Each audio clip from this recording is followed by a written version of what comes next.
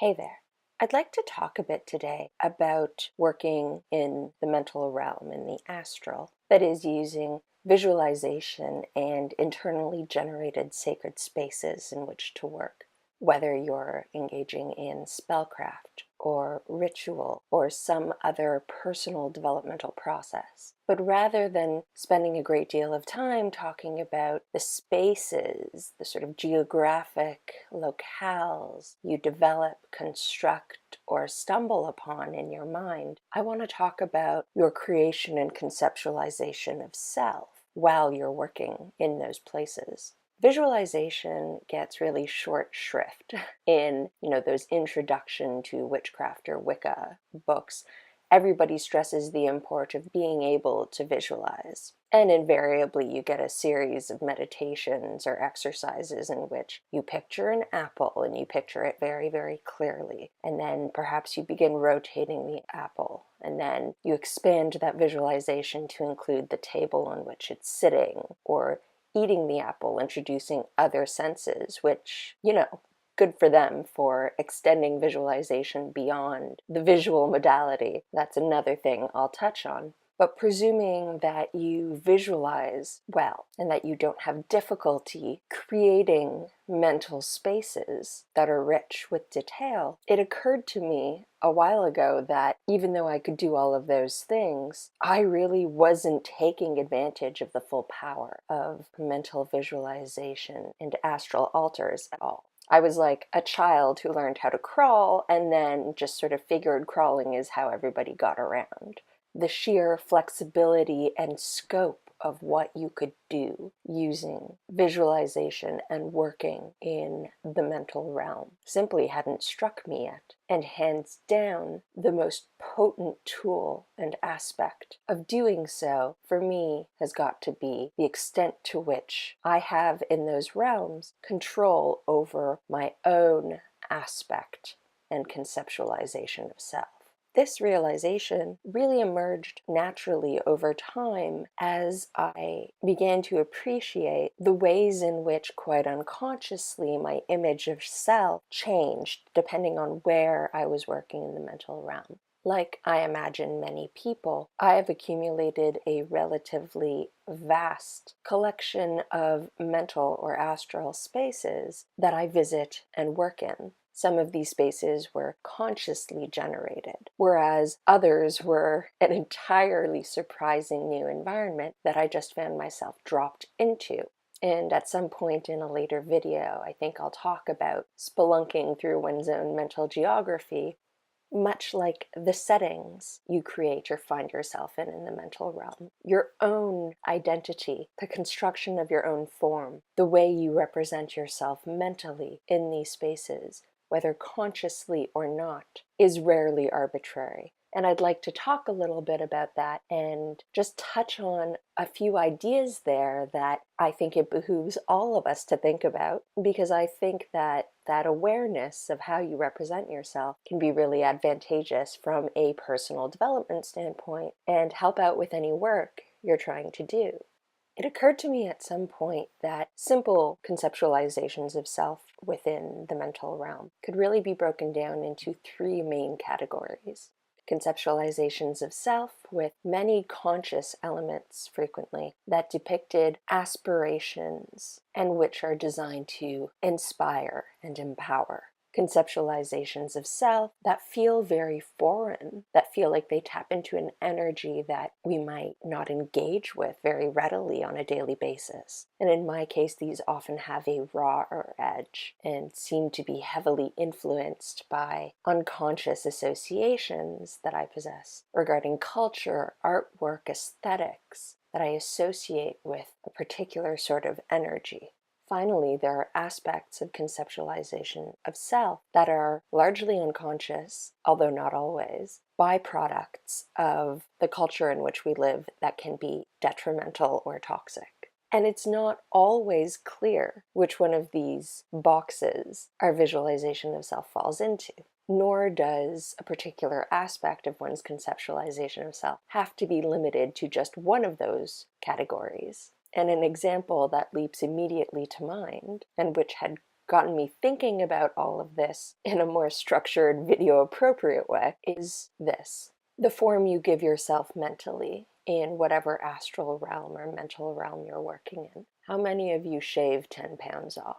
Now, this isn't a question I've actually ever asked anyone else, but my guess would be that the answer is most of you. And it's certainly something that I did, just automatically, without ever thinking about it or stopping to consider it. It was quite simply an automatic response, which is not to say that it just sort of emerged out of nowhere. I think that tendency, in my case, developed like a habit during the course of my non-spiritual, very mundane daydreaming and fantasizing, which is very different in terms of effects and tone than ritual work, spiritual work in the mental or astral realms, but which share very common, I think, mechanistic foundations. I have always been a daydreamer, a fantasizer, which is likely why visualization is second nature to me. And in the course of these daydreams, whose goal is overwhelmingly to have fun, play out a scenario, generally one that's enjoyable, well, in those cases, it's very easy to strip out all the negative, unfortunate, messy details that you're less enthusiastic about in real life. In my daydreams, Josiah Bartlett is president. I'm an unexpected natural at Kung Fu, and no matter who you are or where you're standing, you're getting my best Instagram angle. I still look like me in my daydreams, but me at my absolute very best. And when I say absolute very best, I mean me painted by the cultural hand in which I live, where I'm just a little bit thinner, and as I get older, just a little bit younger. And that particular style of visualization carried over quite naturally into my spiritual work. And it was so automatic that I didn't even realize I was doing it for a while. When I realized I was doing it, it also wasn't clear whether this was actually advantageous or not. There is a place, I think, for aesthetic optimization, for decor, whether that's in the form of makeup, clothing, jewelry, as a source of empowerment and inspiration. I do not truck with the idea that it is inherently pathological to want to feel pretty and to use whatever tricks you've got up your sleeve to feel that way. But I also recognize that sometimes when we reach for that feeling, we are inherently admitting some toxic and negative perceptions at the same time. There is a distinction between wanting shiny, long blonde hair and regretting not possessing that innately. Vamping yourself up with contour shading is fine and fun. Berating yourself while doing so because you need the contouring in order to have a sunken cheek look is not. And those inherently negative self-shaming aspects in this era and culture can be so hard to disentangle from the joyful, fun, self-empowering aspects of the same things that we're doing, whether it's the putting on makeup or exercising or this, that, or the other thing. And that line isn't one that anyone else can point out for you. Each of us really have to work out for ourselves where that line is, whether what we're doing is to our betterment or to our disadvantage. But I suspect that if when you realize you're doing something like shaving 10 pounds off, and then mentally put those 10 pounds back in your ass where they belong, if you feel shame or less powerful simply by doing that, that's probably a good sign that you're not shaving the weight off for your own self, but instead doing it as a knee-jerk reaction to the judgment of others. And that even in a place that is sacred and full of power, that particular form of external toxicity, while you're carrying that around with you, and you're bringing it into a space where it doesn't belong.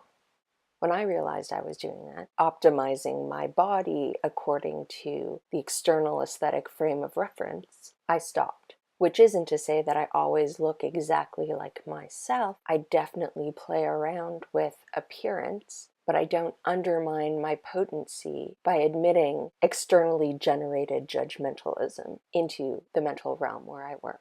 And I do like things a lot better this way. But among all the benefits, the one that probably surprised me most, because again, it wasn't one that I realized I was doing or engaging in, I got stronger in the material realm. The disparity between my sense of power and potency in the mental versus the physical shrunk.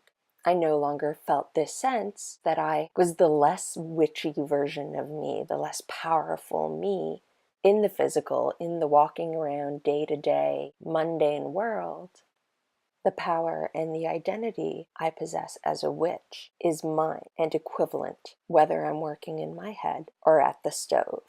And the way I look in the material realm is what a witch looks like. By embracing that in the mental, in the astral, I'm paying homage to that and no longer engaging in the implicit apology that is prettying myself up in a particular way. Now, like I said, that doesn't mean that I work in the astral in the same outfit that I'm wearing as I sit at my altar in my flat. Depending on the mental space that I occupy, I may be nude with wild hair and body paint and mud, or barefoot in a long silken dress. And in my case, those particular images of self weren't really consciously generated. They emerge from a feel of the place that I'm in that taps into particular aspects of self or energies. And they serve, I think, as a means of highlighting that aspect of self within. And what I found really interesting is that those particular aspects of self, some of which are clearly archetypal in nature, do tend to emerge instinctually at appropriate times while working in the mental realm.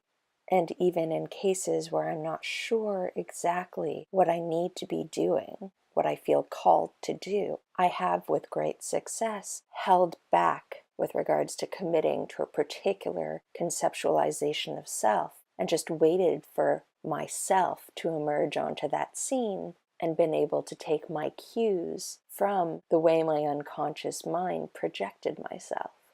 I think it's advantageous to take a few minutes to consider how you conceptualize yourself, how you imagine your form, what you wear, what's the same about you and different in the astral or visualizations, whether those changes are intended and conscious or automatic, and what those things may have to say about what you think of yourself, what you think of your practice, or even what kind of work you aspire to do.